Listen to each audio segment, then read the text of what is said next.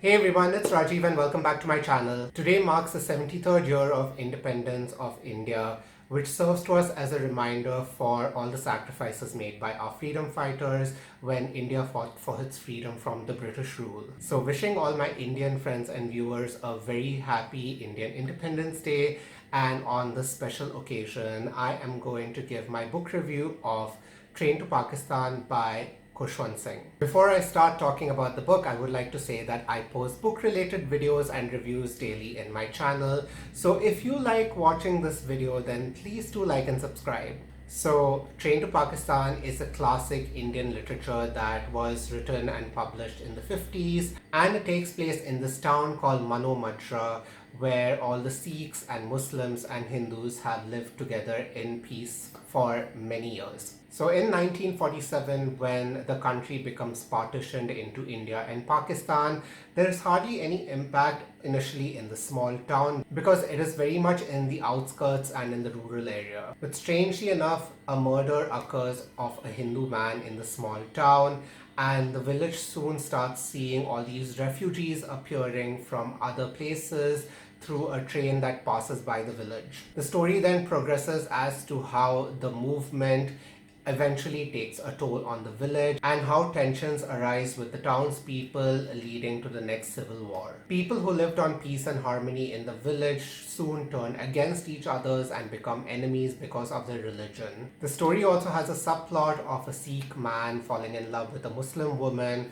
and how this whole situation impacts their lives. Before I give my review, I would like to say that my review is going to contain spoilers because I am going to talk about the things that I liked and disliked in the story. First of all, I love the whole symbolism of the village as a setting and the train passing through it. The whole setting of the story takes place in this quaint little town called Mano Majra, and the train shows how the Hindu refugees come into India and how the Muslim refugees go to Pakistan, and how a movement of a train sends this big confusion to this otherwise stable town in Punjab. What starts off as a separation between the Hindu and the Muslim community creates a bloodbath for the Sikh community and makes the townspeople so violent and hysteric to the movement. So in terms of symbolism, I loved how the town can be represented as a plain old person who is very sane and who is very good mannered, and the train would represent all the negativity that brings with it, which would enter into a person's life and make him so negative and corrupted. What's surprising about the story is that the hatred and the animosity is not even gradual. It hits the townspeople so suddenly that they become enemies nearly overnight. The story shows how even the most innocent person can be influenced to so much violence and senseless killing,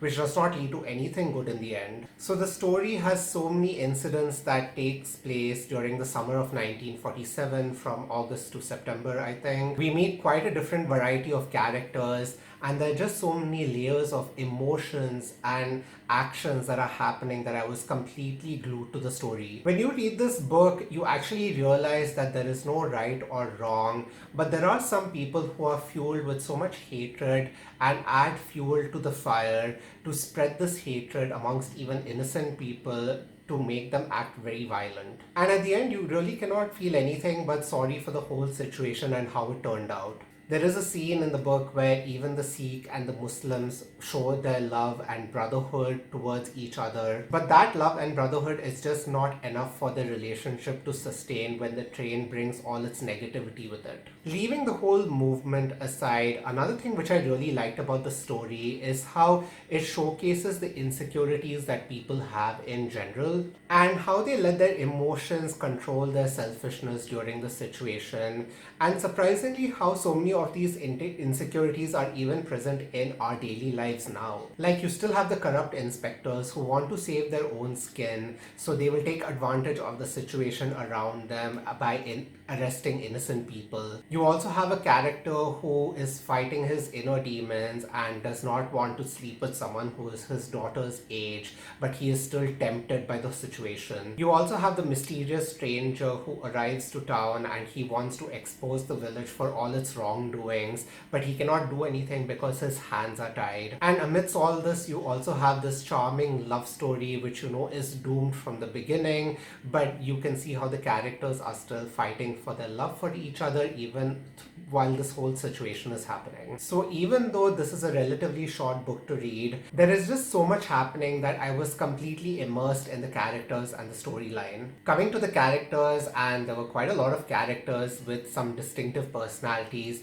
but my personal favorite character was Juka. We see him as this very uncouth, rustic guy who always wears his emotions up his sleeve, and he gets very angry and physically abusive at people who rub him the wrong way. I mean, initially when you read this book, you would think that he is up to no good and then he is just supposed to be the villain of the story. However, towards the end, and this is where the spoiler comes, people, so if you haven't read the story yet, then you can skip this part. But yeah, I love the scene towards the end where he goes to the Gurudwara to clear his conscience because of what he is going to do. And I really started to love his character and to support him halfway towards the end of the book. I mean, even though whatever he does is to save the love of his life, Nooran, the fact that he risks his life not just to save her, but indirectly saves hundreds of people in that train, it was just such an amazing scene and an amazing end to the story that it will be something that I will remember for a long time. He is such a complex character,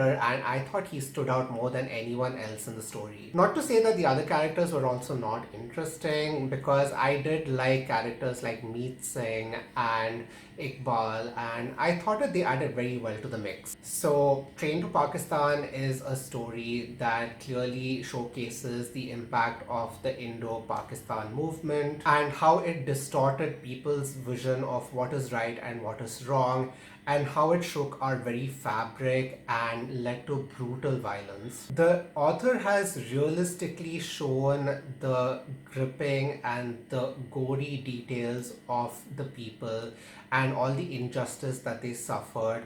And when you read this book, you will feel so emotional for what they went through, and at the same time you appreciate the life that you have right now in a world that is so much better. The author also does not shy away from the language, and I would not recommend this book to younger readers below the age of 15 because there is a lot of strong language and sexual content and violence in it. Overall, Train to Pakistan is an Indian classic literature read which I think anyone in the whole world, irrespective of whether you're an Indian or not, will appreciate reading this book to get an idea of just how brutal the scene was during this whole movement. And for that, I would definitely give this book a rating of 5 out of 5 stars. So in the end, I would like to say that let us look back and appreciate all the people who have suffered to make our present lives so much better. And let us be kind to one another and learn from each other's mistakes and look for a better future. If you have read this book or you're interested in reading more about these kind of books, then please do share your thoughts and comments on the section below.